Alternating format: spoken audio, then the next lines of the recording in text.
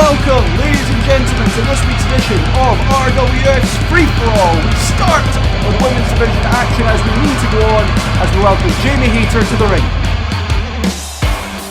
What an athlete Asa Eve is. Look at her, she struts to the ring, ready to unleash some pain on someone. My name is Sam Roberts. I am joined as always by twitch.tv/Totana. Welcome, Totana. Welcome indeed. You are welcome. Who have we got here, Sam? We have one half of the newest members of our women's division, the Jumping Bomb Angels tag team. It's Zuki Yamazaki.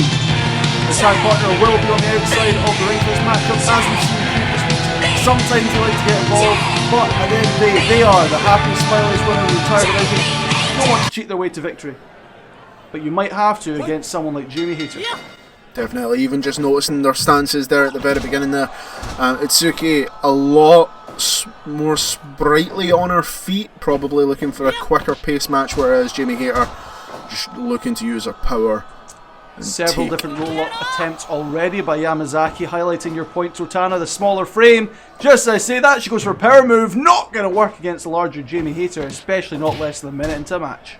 Oh, beautiful thigh to the face there.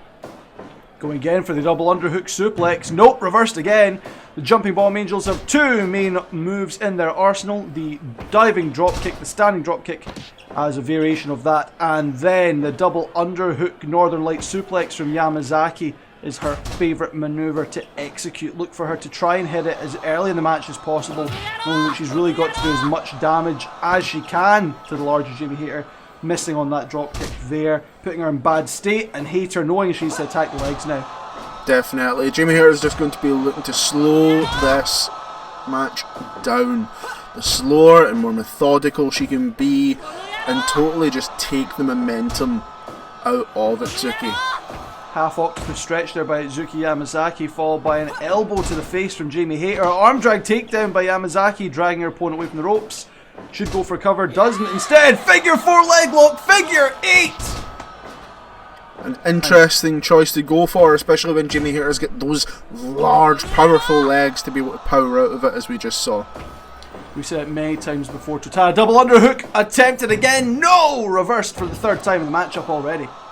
Wise man once said, fool me once, shame on me, fool me twice, shame on you, or the other way round. In that case, it was fool me thrice, shame on Itsuki. I believe it's fool me once, shame on you. Fool me twice, can't get fooled again. Fool me 3 times, I'm a fool. I'm a fool. What a fool believes. Definitely. Jamie HAYTER's going to win. 1 count. Got Norino Tateno there on the outside. The other half of the Jumping Bomb Angels, dressed slightly differently from our part tonight, as our next matchup of the evening will be GAIL Kim taking on Tateno. Submission maneuver here. Really painful leg wrenches there. We've seen in recent weeks both Jamie HAYTER and GAIL Kim excel in the women's division. Tonight is their final test. Should both women win next week here on Free For All, we will see a #1 contenders match between the two, seeing which lady will challenge Awesome Kong for the world title at Winter Plunderland. Izuki goes up top, takes down Jamie HAYTER for the roll up in a victory roll type pinfall. Kick out by HAYTER. I'm actually liking what I'm seeing from Itsuki here. You know, she's showing that yes, she's up against a larger opponent, but doing the wise thing, which is it doesn't matter how much taller an opponent is or bigger when they can't breathe or when you're wrenching on their neck. It makes no difference. That would be true, Totana, if it weren't for those powerful lariats and impressive standing suplexes. Izuki getting her own back with her own standing suplex, throwing HAYTER down her back and then throwing HAYTER into the corner.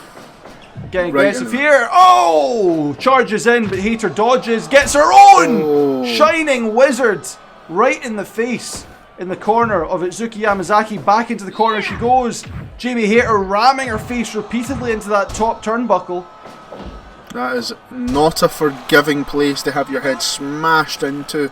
See the camera panning out there and look to her tag partner, who isn't going to get involved. Like you said, they are quite honourable and don't want to win via shenanigans. It's not uncommon to see them do so, but at the end of the day, it's a last resort option for the Jumping Bomb Angels, who have been a revelation in the RWF Women's Division, providing brand new entertainment for our fans around the world. Oh, brutal kick to the face of Itsuki Yamazaki. It's taken out opponents before. It won't take out Yamazaki. She's got something to prove. The Bomb Angels, while exciting, haven't had many wins! Oh. Double underhook suplex is finally hit by Yamazaki. Surely she must think that's the end, but HAYTER back to her feet less than 3 seconds later. An incredible fall-away throw from Itsuki Yamazaki. You see Itsuki getting the momentum up there. She needs to keep that going. The more she can wrench that away from HAYTER, the better. Beautiful roll up there from Itsuki. 1 to... Oh. Yamazaki has the speed, but HAYTER has the strength. An attitude adjustment into the knee for a neck breaker. Vanity cover there, just to the left side of the ring. Is that the end? Oh. Yamazaki has a little bit left in the tank. We still haven't seen her tag partner try and get involved. Could be she has total faith. Could be she doesn't feel like her partner warrants it. We've seen in previous weeks that both members of the Jumping Bomb Angels have different attitudes to interference. As Yamazaki again locks in that figure 8. This time HAYTER takes a little bit longer to get out. Definitely a lot closer to the middle of the ring there, so HAYTER had no choice but to try and power out. What a strike that was. You just saw Itsuki hit the deck. Another club to the back. Should definitely be feeling that in her fingertips. Oh, pinfall reversed by Jamie HAYTER. Victory roll attempted. Didn't quite get the Owen Hart special there. Both women looking for strikes at this point in the match. Just 12 minutes in. Half octopus stretch by Yamazaki. Locked in on Jamie HAYTER. Again, just taking that little bit longer to kick out of these submission maneuvers as HAYTER. But again, Yamazaki goes for the dropkick. HAYTER drops her with an elbow to the jaw. Indeed. Mentioning that it's taken HAYTER just a moment longer each and every time to get back up, and that could just be down to her increased size. When you're larger, you get more muscle mass, you use more oxygen, it takes more out of you the longer you go. Roll up again, attempt by Yamazaki. She's run out of moves in her arsenal. At the end of the day, there's only so much you can do against a bigger and stronger opponent like HAYTER, and a striking contest should not be one of those options. Chest slapped back and forth, dropkick is hit, and HAYTER's the one that goes down.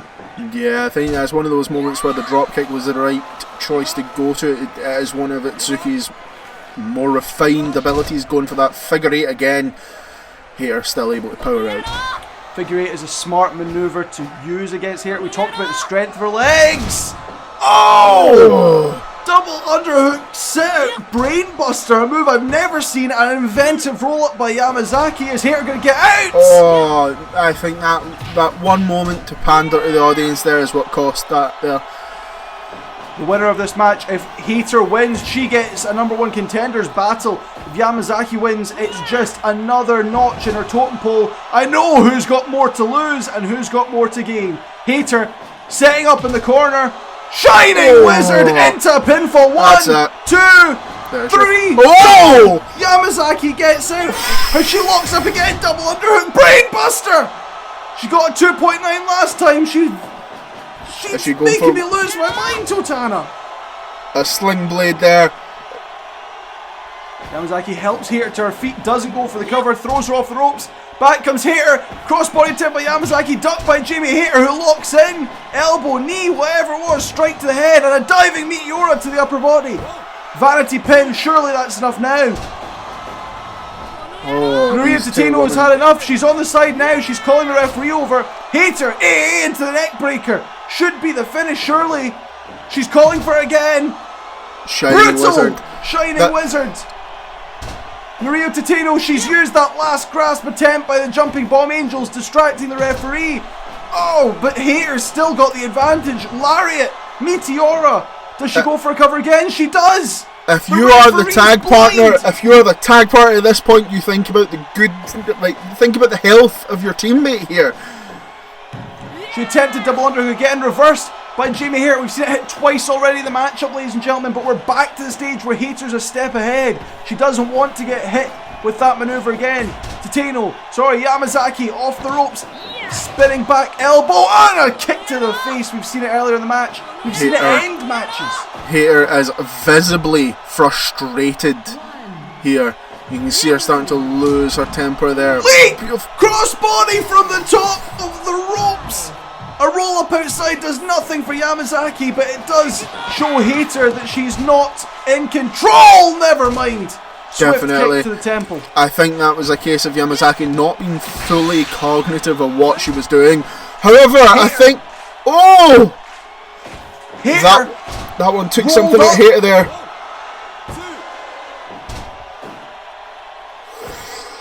Oh. Confused at what we've just seen, ladies and gentlemen. Doesn't matter. Shining Wizard, no setup required from Jamie HAYTER. She drags her opponent away from the ropes. Could this be the end? 1, 2, Tateno not getting involved this time. Doesn't need to. Yamazaki somehow gets out. This is possibly one of the best matches we've seen yet out of these two competitors. Possibly the best match we've seen in RWF television. Cover after repeated strikes. That's enough this time, ladies and gentlemen. Jamie HAYTER will potentially meet GAIL Kim next week in a number 1 contenders match. We'll see how she does against the real Tateno after this break.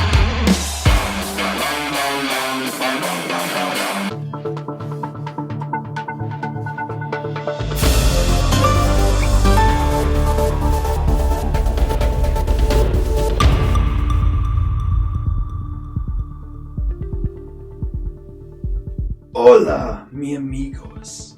It is I, your ex-Lucha Libre star, current, local, future world, reporting legend / weatherman, and forever lover.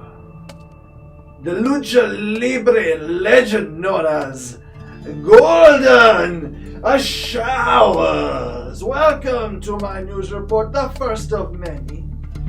You've seen my arrival, no?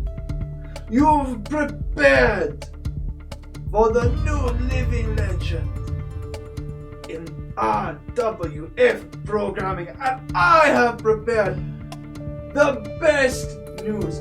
Good news. The good news is Itsuki Yamazaki lost! She is a loser! She is a sad, pathetic little girl, and she lost! Wonderful! Keep this spot filled with the strong. It is no place for little girl. Better news! Her tag team partner is next. They're too weak, they're too smiley. They are not living legends like Golden Showers. Weather reports, the teary eye of puny women. That's been your Golden Showers report number 1. Numero 1. Mi amore. Adios. Welcoming to the ring now, ladies and gentlemen, GAIL Kim. Her opponent, Norino Tateno of the Jumping Bomb Angels, already in the ring, having supported her tag team partner in the opening match. GAIL Kim, former champion in a number of different companies. Totana, as it says there, queen of TNA's Knockouts division. She looks to get a shot at the RWF Women's title. She might have to go through Jamie HAYTER, but first she has to go through Norino Tateno. Yeah, this will be an interesting match. It'll be interesting to see if Itsuki is able to get involved in this match after the beating that she got in the last one, especially towards the tail end. Who's on the outside to explain to our viewers what might have happened with the critical wording atop the screen in that previous match. I believe Yamazaki's victory roll would have been enough to end the match on her behalf to take out Jamie HAYTER, but the referee saw that she was too close to the ropes. Referee Nick Patrick called for the break. And Jamie HAYTER managed to mount a comeback with some strong strikes. Definitely, you can definitely see if anyone goes back and watches this on Patreon, you'll be able to see it definitely took its toll on her. She was clutching at her chest. There was possibly some damage to the ribs. So fortunate they were near the ropes, but could have definitely been a turning point. Now, as we mentioned before, if Gail Kim wins this matchup tonight, she may face Jamie Hayter next week in a #1 contenders match to decide the challenger for Awesome Kong's RWF women's title. If Gail Kim has to go through a similar match to Jamie Hayter, there may not be a match next week. It may be a thumb war, Totana. It could. It definitely could. We saw Gail Kim go to the top rope and then decide against it there, thinking maybe not this early in the match. A beautiful leg scissors round the neck. Oh, an impressive submission maneuver here from Tateno. Gail Kim manages to kick out before referee Nick Patrick can check on her well-being. Gail Kim needs to conserve some of her strength and well-being if she's to take on Jamie Hayter, again a bigger, larger opponent.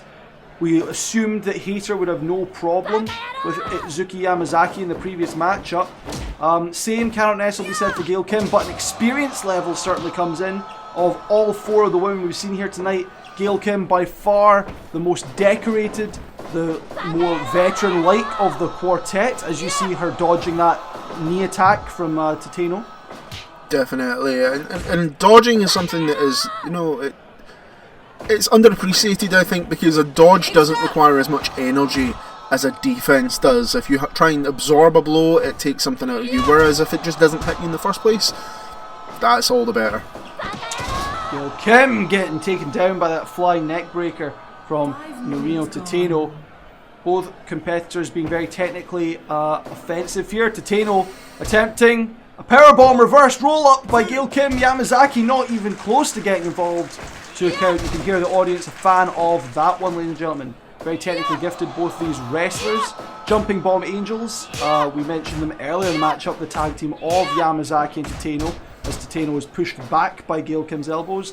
Tateno, the more amateur wrestling background, the more talented to technical ability, but Yamazaki more exciting, more high-flying maneuvers, as we saw from things like the crossbody earlier in that previous matchup. Don't expect as much here from Tateno, but expect her to test Gail Kim's prowess as a technical wrestler.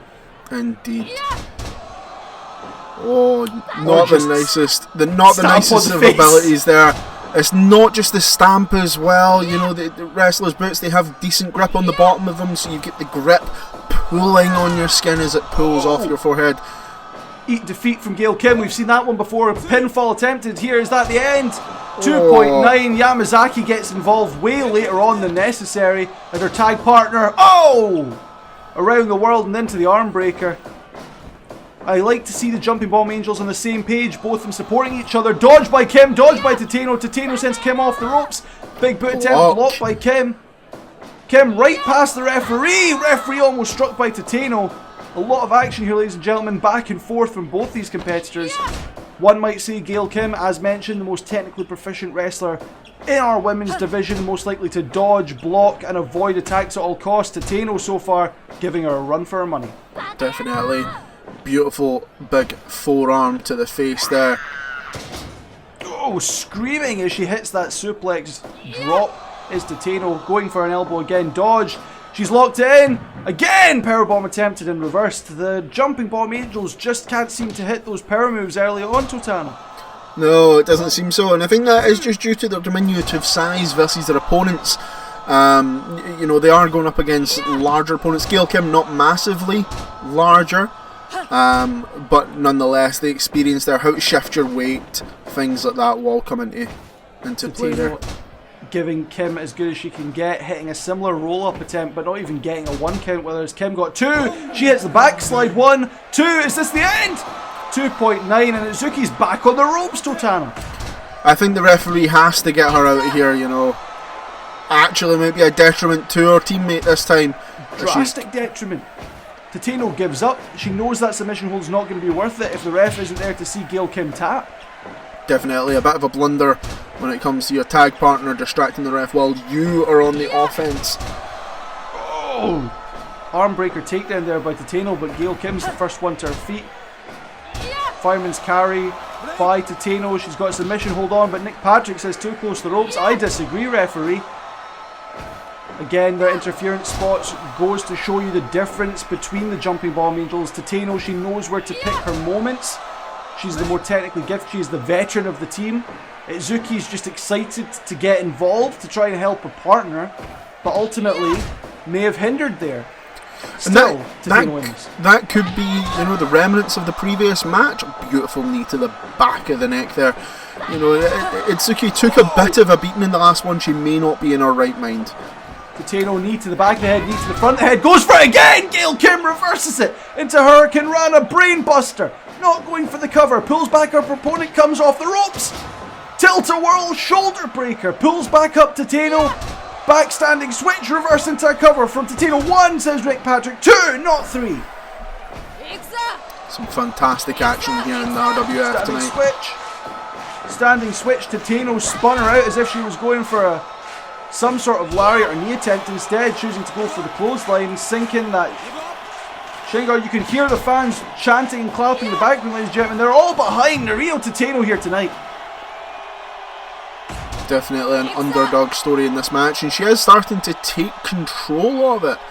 We're not used to seeing Gail Kim in such a vulnerable position. Beautiful takedown. Into the match, she's going for a second time as well. That's the defeat. Is she too close to the ropes? Doesn't matter for Gail. Make sure she's got the win here. Drags it away from the ropes. Nick Patrick, 1, 2. That's the end. We've seen previously Liv Morgan take several late defeats. Nario Tateno only took 2. We'll be right back, ladies and gentlemen, after these messages and straight into your steel cage main event.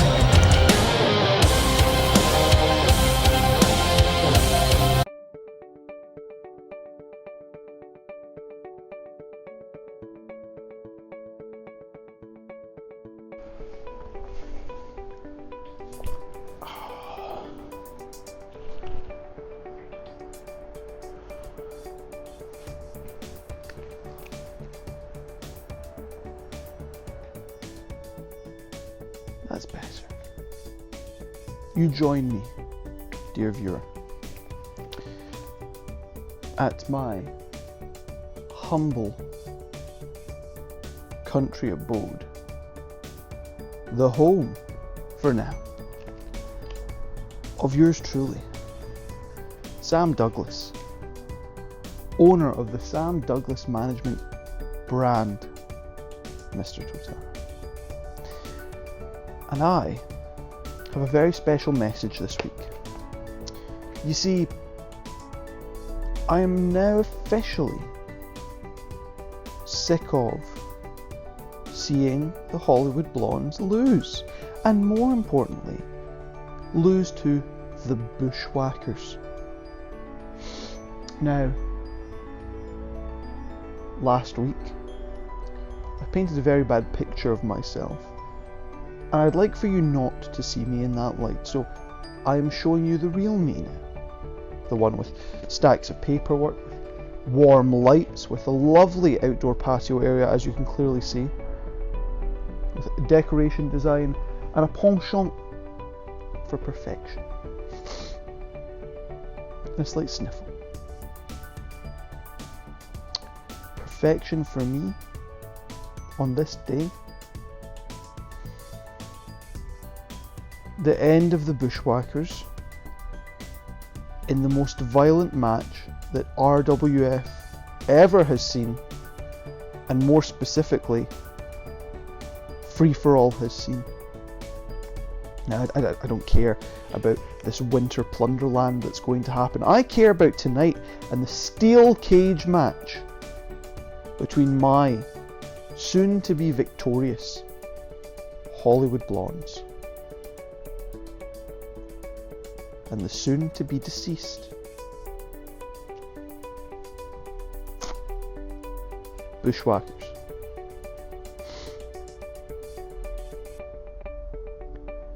The best in the world. I'm the best in the world because I am free!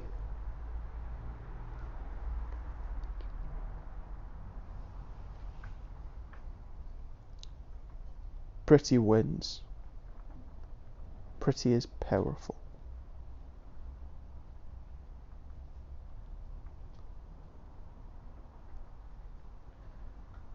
Ugly is your end.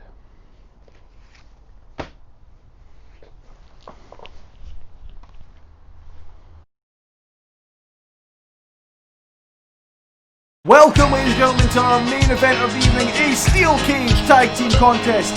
pitting the Bushwhackers against Sam Douglas's Hollywood Blondes. You heard from Sam Douglas previously in his country abode. We will see now if his boys can get what he's promised done. Welcoming first the Bushwhackers to ring. Referee Aubrey Edwards taking over from Nick Patrick in this one. I'll be honest here, I don't know if I'd want to be caught in a cage with the Bushwhackers. I'm not sure the Hollywood Blondes would agree either, Totana. It seems like this is more of a Sam Douglas feud than theirs. He wants them to get the win. He wants the Hollywood Blondes to prove they can get it done in the squared circle against the Bushwhackers, and he's put them in the most challenging opportunity possible. That's right, as the ref rings the bell, steel cage is down. This is the first steel cage match in RWF television, and it's here, free on RWF Free For All, not behind a paywall. We're showing it here first, ladies and gentlemen. Not only our first Tornado tag match, but our first steel cage match as well. A lot of action to call here, Totana. Win can only be done, ladies and gentlemen, by escaping the cage, climbing outside, but you need both members of the team to escape in order for your team to get victory. It's not enough for just one person's feet to touch the floor. You need both. Bushwhackers decidedly on top there with a scoop slam and a back body drop. The Hollywood Blondes getting their own back, or at least Stunning Steve. Flying Brian's chucked into the corner by one half of the Bushwhackers. It definitely requires some coordination between you and your teammate. You know, if someone gets out early, that puts your teammate at a massive disadvantage, as the other two can just wail on you and they can, at their leisure, climb out of the cage. So you both have to work in tandem, tire your opponents out until your opponents are down, and then both make your escape. Strongest member of the match so far, Luke Williams of the Bushwhackers in black. Butch Miller's tag team partner in red on the floor currently. Getting nutshotted by Flying Brian Pillman, who's just getting chucked around now by Luke Williams. Luke Williams locking up, but Flying Brian gets scoop slam back on him. Time to turn the tables on Butch. No! For the third time already! Double clothesline, crunching one of the Hollywood Blondes from the Bushwhackers. Slaps to the face from Stunning Steve Austin. An uppercut takes down Luke as Butch hits him with the atomic drop. Flying Brian, single leg Boston Crab, not going to get you a win here, but might incapacitate your opponent long enough for your tag partner to escape, or damage their legs enough, Totana, to stop them climbing after you if you go to escape. Definitely, in matches like this, focusing on the legs is a wise strategy. It's still possible to get over the cage, but that will be very fatiguing on those fingers as you're trying to loop them through the cage and drag yourself up with nothing but your upper body. This matchup, the culmination of a couple of weeks of bad blood between these teams. Both debuted on the same night. As mentioned, Sam Douglas and Sam Douglas Management introducing the Hollywood Blondes here in RWF to strengthen the tag division. RWF Management on the same night introduced the Bushwhackers, who bloodied Stunning Steve Austin, professional model Stunning Steve Austin, with repeated bites to the face. Sam Douglas seems upset with RWF Management for bringing in, as he refers to, savages, and upset with the Bushwhackers for costing monetary gain for his client, Totana. So I understand the grievance. However, the decision to then put your clients in, if you're calling them savages, putting them in what I'm assuming savages are quite comfortable in, a cage, seems a little bit strange to me. Not to correct you, Totana, but I believe savages are unaware of cages. The lack of cage is what makes one a savage. I don't know, I would describe some caged animals as savage. However, in this match right now, both teams seem to be getting the upper hand on their respective opponent. Bushwhackers, you'll see here, whenever they've incapacitated or seemingly incapacitated one of the Hollywood Blondes, they then move over to trying to tag team the other, do extra damage as brothers, as friends, do as much as they can. Hollywood Blondes trying to divide and conquer, not going their way as Stunning Steve is dropped with a dream combination from some Butch. Death strikes there from Butch. Stunning Steve gets attacked by Butch from behind when he was trying to finally help Stunning Steve Austin. Steve Austin returning the favour, punches to the face of Butch Miller. Luke Williams, speedy elbows to both members of the Hollywood Blondes, drops Flying Brian. He may be out. No, he's back to his feet. double lariat coming into effect there. Oh! Both Bushwhackers back-to-back clotheslines off the ropes. It's the whole ABC from you to me of violence here, ladies and gentlemen. Lock up in the centre of the ring. Butch Miller sent to the corner. Luke Williams fighting back. My apologies. Butch Miller fighting back. Luke Williams coming back into the fray. He's back clinch on Flying Brian, who drops him with a low blow. And the Hollywood Blondes seem to be in charge again, but that quickly turns around.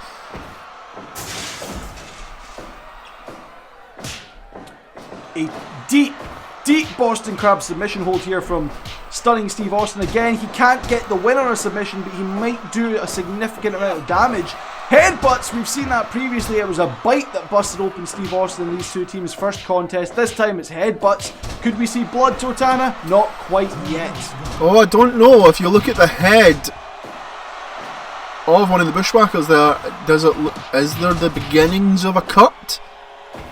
We may see, ladies and gentlemen. If you are excited to see some virtual bloodshed, make sure you join us December 12th as the biting continues. Flying Brian being ripped open by Butch Miller. Join us for more virtual bloodshed as we get some plunder in RWF Winter Plunderland, exclusive to patreon.com/RCADE Glasgow. December 12th, Butch Miller escaping the cage. He makes it to the floor. That's the first person escaped. That Flying means Brian his tag team Pinion. partner at a disadvantage. Brian Pillman is bust open there. Could that have been a mistake from one of the Bushwhackers? He's bloodied. They've got a double team, but they're not going for any double team maneuvers. Individually trying to cause as much damage to Luke Williams as they can. Enziguri to the head. Stunning Steve and Flying Brian are already gloating. They think they've got it won. Diving elbow drop from Stunning Steve. Flying Brian, diving elbow drop. Oh, Miss! Steve Austin helped up the opponent. Miscommunication from the Hollywood Blondes, but a double drop. I am liking the matching trunks of the Hollywood Blondes, just the different colours on them there. Locking up again is Stunning Steve. That's Fisherman's Brainbuster. Flying Brian kicked into the abdomen by Luke Williams. Atomic drop. Reverse atomic drop, my apologies, from Stunning Steve. Headbutted again to the face, but Flying Brian drops the other half of the Bushwhackers with a punch to the face. Steve Austin's back up. He's looking dazed. His tag team partner's almost on the outside. Is Flying Brian out? He is! Wait! Luke Williams scaling the cage! Austin's down! Austin's down! Can he catch up to him in time? Ladies and gentlemen, can he? No! Luke Williams makes it to the floor first and gloats in the face of Flying Brian Pillman. That's right, ladies and gentlemen. The Bushwhackers have won yet again, outsmarting, outclassing, outbraining and brawning the Hollywood Blondes, and Sam Douglas is going to hate that one, Totana. Definitely. I think that just goes to show you don't put a savage in a cage. It's the one thing they love to do, is escape a cage. Join us next week here on Free For All, ladies and gentlemen, as we will have a #1 contenders match for the RWF women's title between Gail Kim and Jamie Hayter, plus the culmination of the feud between Jeff Hardy and the psychopath himself, Mr. Dexter Loomis, along with a number of other members represented by Totana Brand beside me. We will see the two of them compete one-on-one next week. That plus lots more here on RWF Free For All from R-CADE Glasgow at twitch.tv/R-CADE Glasgow, patreon.com/R-CADE Glasgow, and arcadeglasgow.com. I am Sam Roberts, joined as always by Totana from twitch.tv/Totana and the Totana Brand. And we will see you next week, ladies and gentlemen. Have a great night.